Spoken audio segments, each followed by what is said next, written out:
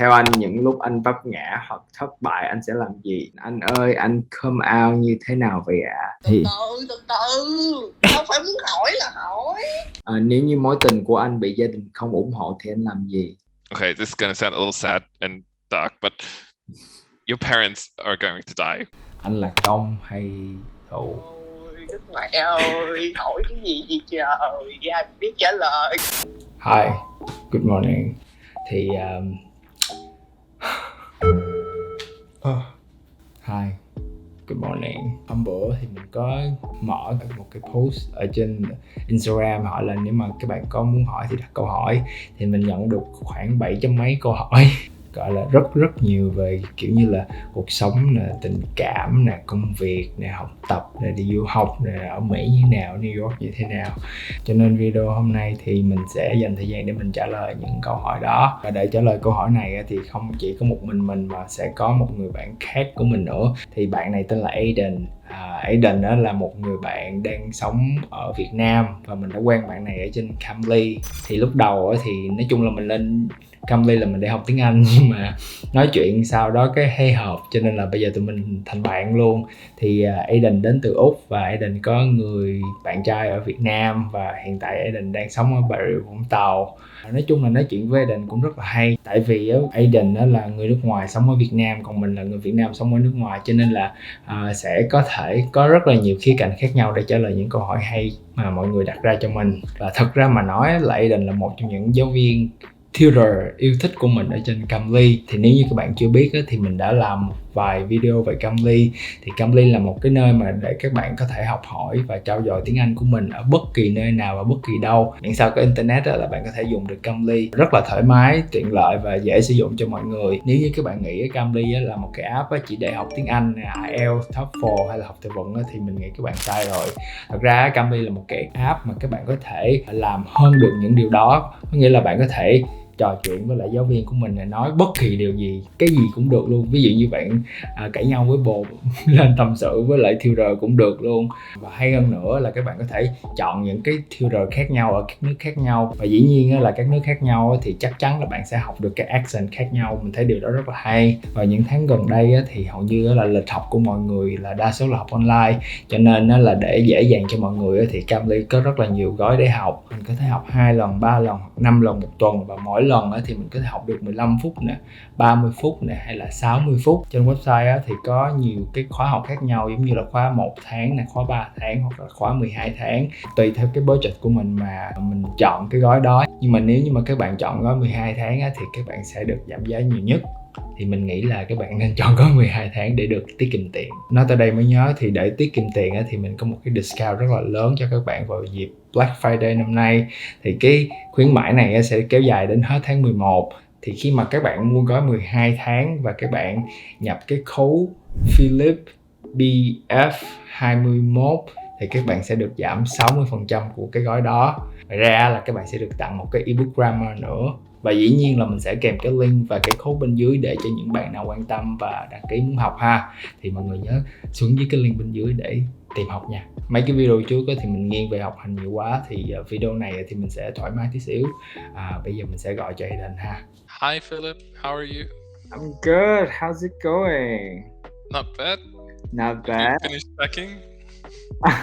I already told you we're gonna do a video today, right? Yeah. Okay, you wanna do a quick introduction? Okay, so yeah, my name's Aiden. I'm from Australia, but I have been living in Vietnam for the past 4 years.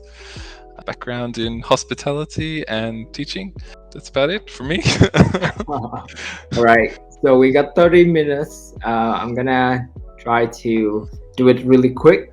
Okay, câu hỏi đầu tiên, làm sao để kết bạn với mấy bạn người nước ngoài mà mình học chung ạ? That's easy. Of course, people are always proud of their country. So if you ask them questions and you're curious to maybe try some food or something, usually they're more than happy to introduce you, and so then you got a talking topic to start with. And people love to talk about food. Yeah. I guess that's how we make friends. Next question. Anh ơi, làm sao để anh giữ được bản thân luôn tích cực cũng như là cân bằng trong các mối quan hệ ạ? If I'm having some difficulty with my relationships and stuff, I remember why I'm doing it. Maybe at this time everything seems hard, but if I look at the bigger picture, it's just like a little bump in the road. And you just need to prioritize your time. What's most important to you? And maybe you're going to upset some people along the way, but you can't make everyone happy. And I think if you Yeah. realize that early, then you can Yeah, give that- yourself some peace. Yeah, that's very true. For me, I'm very like positive because I have a lot of work. I have to work every day and I cannot be negative all the time because I'm very busy. So I don't have time to be sad or upset about anything. I have to be positive for my work. And that's how I function myself. Next question. Cách bắt đầu để anh có một phản xạ tiếng Anh thì như thế nào ạ? Good question, because I have that same problem with Vietnamese. So, from what I've seen, it just takes time, like repetition, kind of like any skill. Like if you're playing basketball, sometimes your reaction's a little slow and you miss the ball. But if you've been playing it more and more, like you practice every day, you're gonna get faster and better. I think when I first came to America, my English is really bad. It's taken me a lot of time to like answer questions. Until these days, it still takes a lot of time for me to answer a question, but I think it's getting better and better. So I think it's just like you have to practice and keep doing it every day. I know it's hard, but you gotta do it. And I know it's boring, but yeah. Yeah. What's so good? Theo anh, những lúc anh vấp ngã hoặc thất bại, anh sẽ làm gì? I kind of feel that I fail all the time. If I'm being honest, like there's always some little area that I'm never quite happy with. I feel like I also don't have time to care about it. I just need to like pick myself up and just try again, you know? Like, Yeah, that's right. it. I think failure is a part of your life, and I think it doesn't matter how many times you fail. The only thing matters is you know how to pick yourself up every time and try to not fail in the same place. Yeah. Yes. Don't make the same mistake. Yeah. Yeah, do not make the same mistake. You gotta learn from your failure. Exactly. Cách anh tạo động lực à? Usually I have a lot of goals and things I want for my future. So I kind of like envision that or like think about like what it's going to be. And then, okay, what do I need to do to achieve that? I think it's the same for me. I'm very like goal driven. When I want something, I'll get it. That's how I motivate myself. In order to get something, I have to like plan everything. Okay, I'm gonna do this, do that in order to get that. Yeah, Yeah. exactly. Khi việc học trở nên quá khó khăn và cảm thấy năng lực của bản thân không đủ, phải làm sao ạ? Maybe find a different way of studying. I think like a lot of the times people just say like you just have to go to class, you can read the textbook and then do the exam. If reading textbooks is too boring for you or you find that you're falling asleep, find a YouTube video or or ask like a friend if they can explain it to you over coffee or something. Don't just keep trying the same thing. Like maybe there's a different way of studying for you that works. Honestly, to me, if you feel like it's difficult, you should consider to switch your major. When I study something, I have to enjoy it. And if I don't enjoy it, and if I don't think I have ability to do it, I'm not gonna do it. Because I'm not gonna force myself to do anything that I don't want to do. Mhm. You gotta know your ability, your what are you strengths. capable of. Yeah. I think that's important too. Yeah. Your answer is better than mine. I'd go with that one. Okay, next question. Anh có những tips gì trong quá trình học tiếng Anh ạ? I know everyone wants to find that shortcut, but yeah, you just have to work hard for it. Like if you want to be good at it and you really want to be fluent, you can try and like immerse yourself with like foreigners, like try and talk with more people, like push yourself. Watch films, listen to music, read newspapers. English is like so many different skills have to come together. It's not just grammar or being able to read very well or write. You need to be able to. If I don't have to work, I would love to like learn 12 hours a day just for a language that I love. And if you do that for like 6 months, you're gonna get something, like for sure. Yeah, exactly. Yeah. Like you can't just expect to have 1 or 2 classes a week and then be like, oh, why am I not fluent? Yeah. Yeah. And I don't read books, so I cannot recommend people to like read a lot of books. But I can tell people you should watch a lot of like movie and Netflix with subtitles. And if you Yeah. don't understand, to try to write down the vocabulary and try to like improve yourself and watch it again. Next question. Anh ơi, anh come out như thế nào vậy ạ? So I was really lucky when I was living in Australia. I came out when I had moved to the city. They were all really supportive. They were from like all different countries, backgrounds.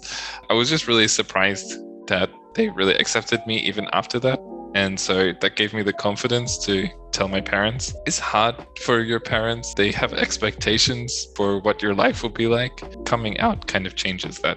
And it takes them a while to realize that actually it's just the same, just with a different kind of person. So The thing is, I never come out with my family, and I don't think my family know yet.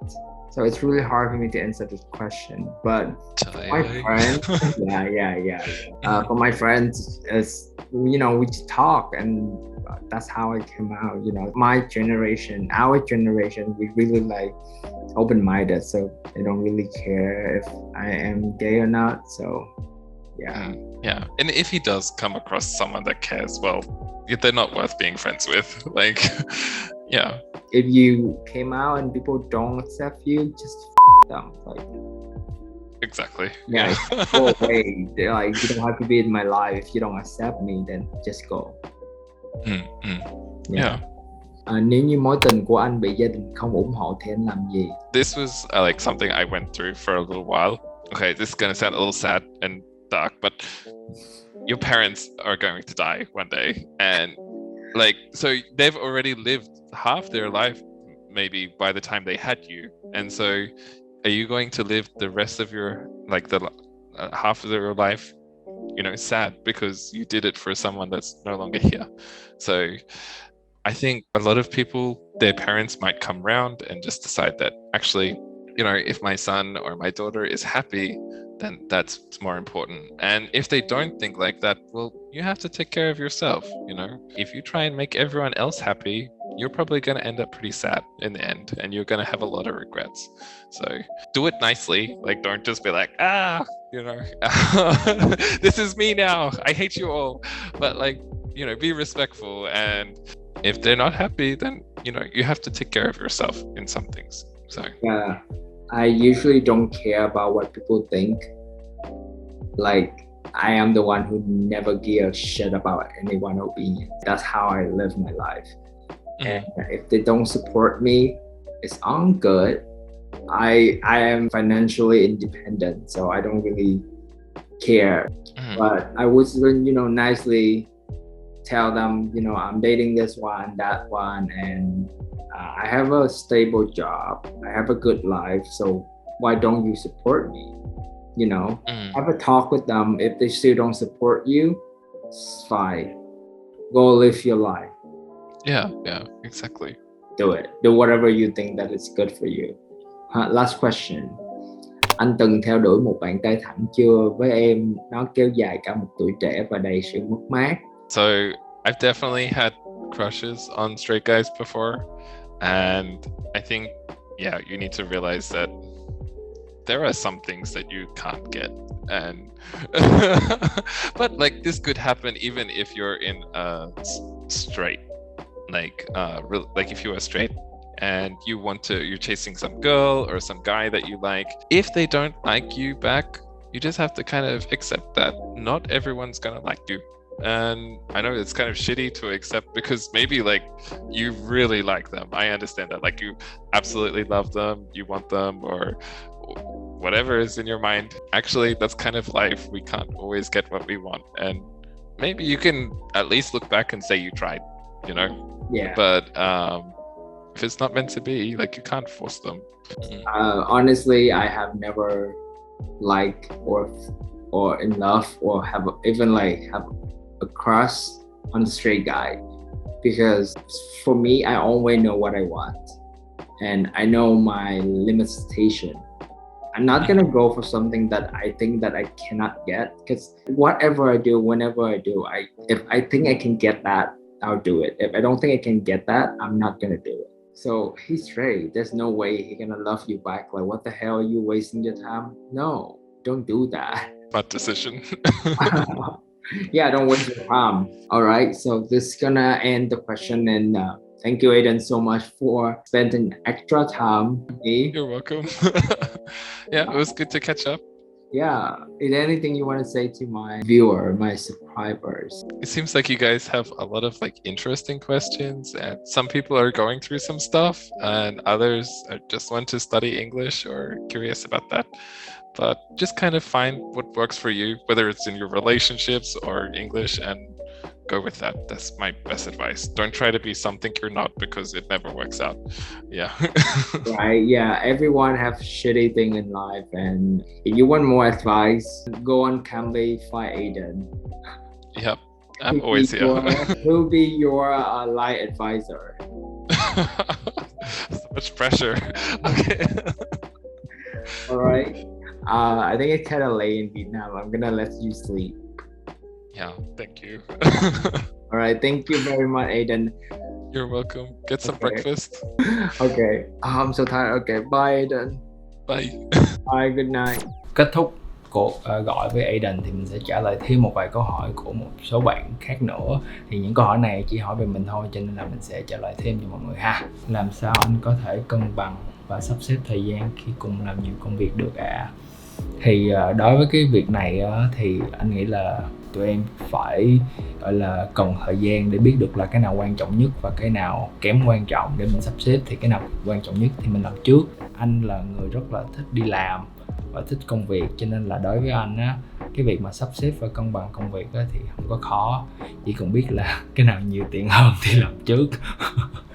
Anh là công hay thụ?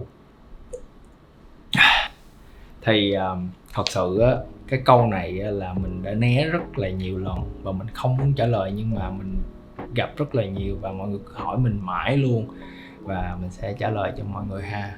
Thì á, câu trả lời của mình á là mọi người đừng nên hỏi những câu này. Nếu như các bạn không biết hỏi như thế nào thì đừng nên hỏi, và các bạn không có đủ thân á, thì đừng nên hỏi những câu này, bởi vì các bạn hỏi những câu này thì rất là vô duyên mà cũng chẳng được gì hết á. Bây giờ các bạn biết được người ta công hay thụ thì để làm gì, đúng không? Giống như là bây giờ người ta hỏi mình: ê, cái đó của bạn ấy, lớn hay nhỏ, đẹp không? Mọi người thấy sao? Những câu này là mình nên tránh hỏi. Nếu như mà bạn đoán được thì ok, good for you. Mà nếu mà các bạn không biết thì đừng nên hỏi, bởi vì nó rất là vô duyên. Đây là lần cuối cùng mình trả lời câu này, thì mình mong là mọi người đừng hỏi nữa. Nino có dự định về Việt Nam làm việc không, hay sẽ định cư ở bên Mỹ luôn hả anh? Thì câu hỏi này là một câu hỏi mà anh tự hỏi bản thân anh rất là lâu.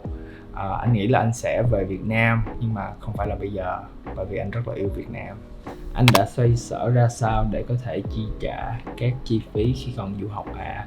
Thì trước khi mà qua Mỹ đi học thì anh ở Việt Nam anh đi làm khoảng mấy năm thì anh save cái tiền đó để anh qua Mỹ anh học. Thì khi mà anh học thì anh chỉ học những trường nào mà cho anh học bổng thôi, tại vì không có học bổng thì anh không có đủ tiền học, cho nên đó là cách anh chi trả và trang trải tất cả.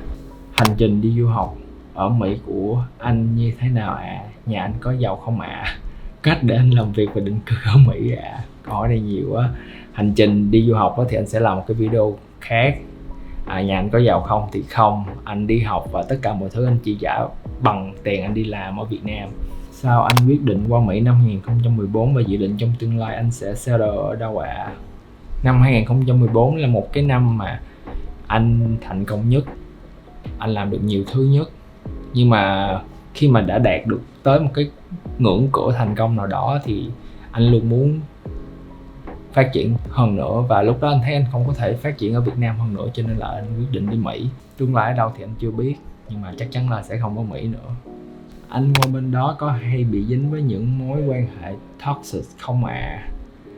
Không, anh mà thấy cái gì mà gọi là drama là toxic tí xíu, anh rất là nhạy, cho nên là khi mà anh gọi là hửi được cái mùi đó từ xa là anh né ra liền. Mệt lắm, không có thời gian em ơi. Anh có bao nhiêu mối tình rồi ạ? Tiền lương làm ra anh có đầu tư vào khoản nào khác để giữ giá tiền với kiếm thêm không ạ? Câu hỏi này hay. Nói chung là mỗi tháng á, thì anh sẽ có một cái khoản chi tiêu cho tiền nhà, tiền ăn, tiền uống. Đúng cái khoản đó thôi, anh sẽ không xài hơn nữa. Còn lại anh sẽ bỏ hết vào chứng khoán. Câu hỏi mà em luôn nung nấu trong lòng đó là hồi đó anh với chị Thủy Hoa Kỳ có yêu nhau không? Câu hỏi cuối cùng, làm sao để có người yêu vậy anh?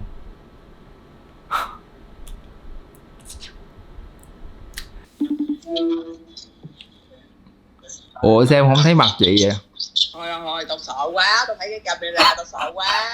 Trời ơi, trời mẹ ơi, đức mẹ. Em có một câu hỏi dành cho chị. Trời ơi, không có nói nhanh trước thì tao đang coi chương trình đồ các kiểu. Có một câu hỏi thôi à. Từ từ, tao phải muốn hỏi là hỏi. Hỏi đi, chưa chắc tao biết trả lời đâu. Phải hỏi là tao trả lời đâu trời.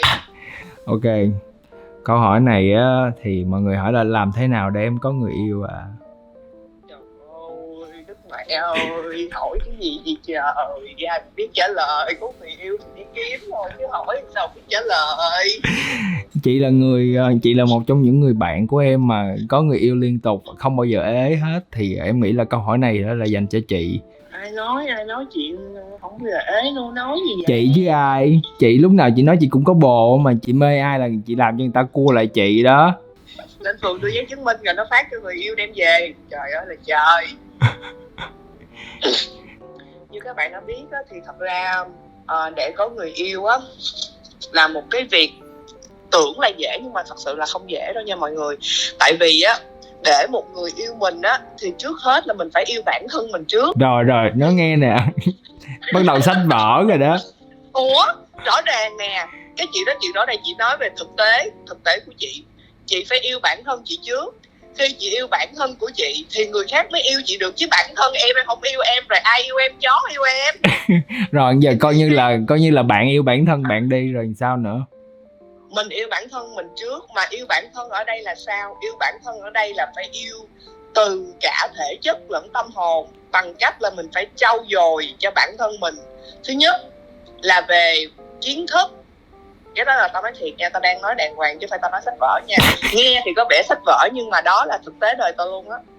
Phải trau dồi bản thân mình.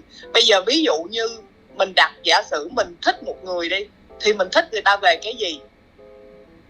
Một là ngoại hình của người ta, đúng không? Mà giờ giả dụ xui đi, mà xấu quá rồi sao? Không lẽ giờ không có người yêu? Không hề. Nếu như mà cái ngoại hình của mình không được như những người khác, đừng lo lắng. Chúng ta sẽ trau dồi về mặt kiến thức. Mà tao thấy tao có nói đúng không? Thì đúng, chị luôn đúng. Trời ơi, đời này mà có ai dám nói chị sai. Rõ ràng. Thì chúng ta sẽ, ví dụ như chúng ta giỏi về cái gì, chúng ta thích về cái gì, chúng ta sẽ trau dồi về cái mảng đó, để những cái người mà người ta có cùng tần số, người ta sẽ chịu cái lực hấp dẫn từ mình. Ví dụ như chị nha. Đó, bắt đầu đó. Ví dụ như chị, cái ngoại hình của chị nó không được thu hút như các bạn nữ đồng trang lứa. Tại vì sao? Tại vì chị quá đàn ông em. Chị quá đàn ông, chị quá nam tính đi. Em hiểu không? Chị nam tính hơn những người bạn trai đến với chị, thì bây giờ chị phải làm sao để nô? Chị phải trau dồi những cái mặt khác. Ví dụ như là mình biết viết văn, viết thơ, mình hiểu được tâm tư, tâm lý, tình cảm. Mình biết làm bánh flan. Đó, em thấy chưa? Đó là những cái ưu điểm của chị mà những người con gái khác không có được. Thì đó gọi là thế mạnh của chị. Thì từ những cái thế mạnh mình phải biết được mình là ai, thế mạnh của mình là gì. Từ đó mình sẽ bắt đầu mình giăng lưới những cái đối tượng mà mình thích, để cho người ta thích ngược lại mình. Và khi người ta cua mình thì mình chỉ gật đầu thôi, em hiểu chưa? Đó là bí quyết của chị đó. Rồi, tiếp đi, hỏi gì nữa không? Thôi vậy thôi, một câu thôi là đủ rồi. Em không có dám làm phiền chị á, tại vì sáng em cũng biết chị bận ăn. Thôi phiền rồi, đã phiền luôn rồi. Cái cuộc gọi mà gọi tới mà video rồi này kia là tao thấy phiền rồi. Chị gì nói gì kỳ vậy? Mấy bạn thích chị quá trời luôn mà giờ sao chị cứ dùng dãy dùng. Chị thích mấy bạn thôi chứ chị không thích em. Hiểu chưa? Cuộc đời chị không có em á là vô nghĩa, chị biết không? Thôi đừng có gọi điện cho tao rồi nói cuộc đời tao vô nghĩa nữa. Rồi con em đâu? Con em đi ngủ rồi. Rồi chồng em chào lòng, tính hỏi chồng em đâu? Trời ơi, chồng ai, chồng tao chỉ có một người chồng thôi, đừng có giành qua giành lại. Ủa anh Minh đâu rồi? Chồng tao ngày hôm qua 7 giờ sáng mới về tới nhà. Ôi vậy hả? Ừ. Thôi giờ chị nói kết video đi. Kết video. Chị có yêu các bạn không? Chị rất yêu các bạn. Vậy thôi hả? Đúng, chị rất yêu các bạn và chị rất là trân trọng những cái tình cảm mà các bạn đã dành cho chị trong thời gian qua, mặc dù là chị đã rời xa ánh đèn sân khấu. Ê, nói nghe nè, giống như thi hoa hậu á, thôi bớt đi dẹp nha chị nha. Rồi, nghỉ đi, cắt đi.